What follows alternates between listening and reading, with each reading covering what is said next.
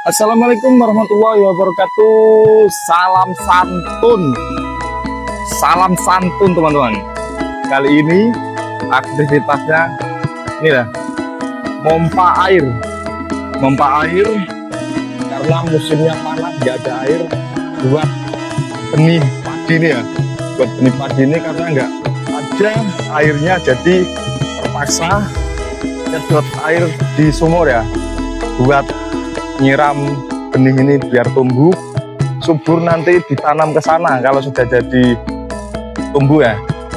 Ini dah nanti paling lama 5 jam ini, nanti 5 jam di sawah ini nanti. Semoga sukses selalu untuk teman-temanku. Jangan lupa dibantu follow teman-teman. Kalau suka, kalau nggak suka skip saja ya. Terima kasih untuk semuanya. Aktivitas wong desa mantap.